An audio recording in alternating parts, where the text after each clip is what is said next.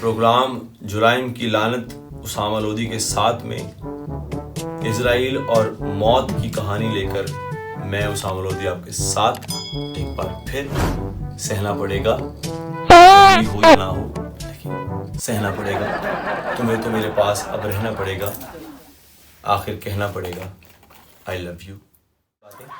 بات کرتے ہیں آگے۔ آج 3 ایسی اموات پیش آئیں جن کے بارے میں شاید وہم و گمان بھی نہ کیا جا سکے۔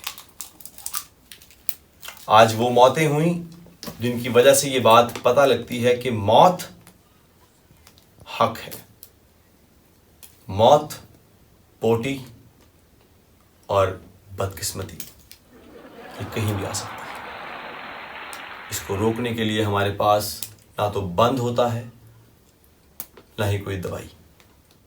جی ناظرین، آج صبح سویرے اندرون شہر اردو بازار کے اندر ایک فورن دل کے پروفیسر اور ڈاکٹر میکلڈم کیلرس نے اپنی جان گنوا دی۔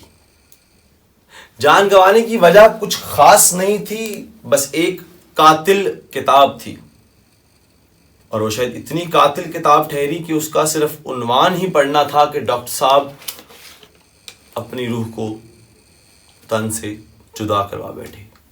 ان کی روح نے پرواز کرنے کے لیے ایک لمحہ بھی نہ وقف کیا۔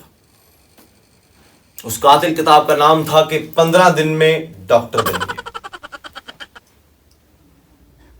ایک ایسا ہولناک واقعہ اس کتاب کے اندر، آخر ایسا کیا ہوگا کہ اس کے عنوان نے ہی ڈاکٹر صاحب کو مرنے پر مجبور کیا۔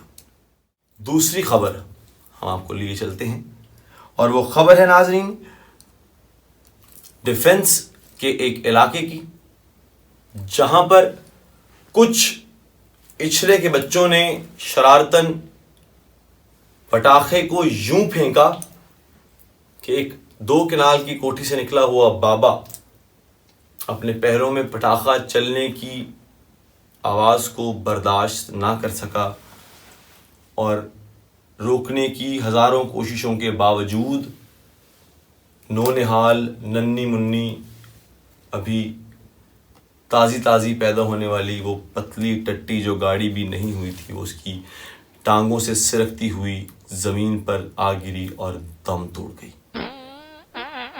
کہا جا رہا ہے کہ وہ اتنی تیزی سے عمل میں آئی کہ اس کے گرنے سے پہلے ٹٹی کا سر جو ہے وہ زمین پر یوں لگا کہ اس کو برین ہیمریج کا اٹیک ہو گیا۔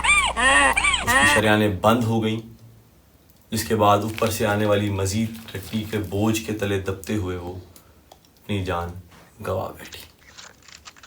ایک انتہائی اندھوناک واقعہ جس نے یہ ثابت کر دیا ہے کہ جان گولی سے نہیں، چھوٹی سی انگل سے بھی نکل سکتی ہے، وہی انگل جو اچھلے کے لوگوں نے دی ان بابا جی کو۔ تیسری بات ایک ایسی خودکشی ہے جو مایوسی کی کہانیاں اپنے اندر لے کر یہاں پہنچی ہے۔ ایک نئے نویلے دولہے نے جو اپنی رخصتی کے بعد اپنی بیوی کو لے کر اپنے گھر آیا تو صحیح، مگر وقت ملنے پر جب اس نے راز و نیاز کی باتیں شروع کی تو ان کی بیوی نے یہ کہہ کر انکار کر دیا کہ میں اپنی اماں سے وعدہ کر کے آئی ہوں کہ میں شادی کے بعد یہ کام چھوڑ دوں گی۔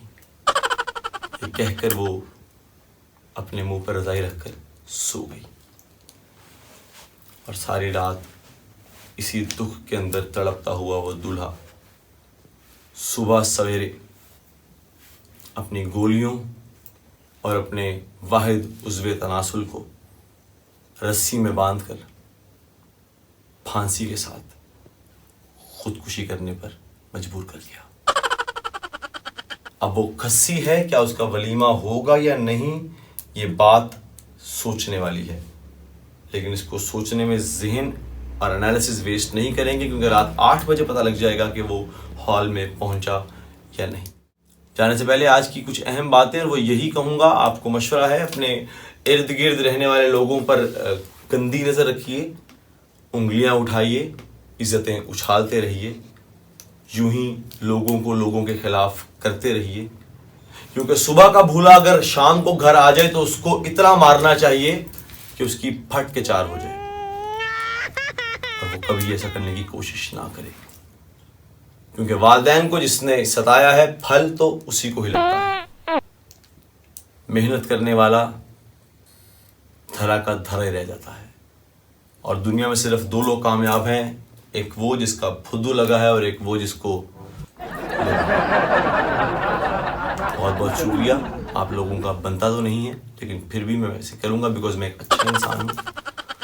اجازت آپ سے میں چاہتا نہیں ہوں, بتا کے جا رہا ہوں, کھلے عام دو ٹوک ٹھوک بجا کے کہتا ہوں کہ میں جا رہا ہوں, مجھے کوئی روک نہیں سکتا, چاہے میں نے اپنے اندر کچھ احتجاجیوں کو آج بھی روک کے رکھا ہے. بہت بہت شکریہ. اللہ حافظ.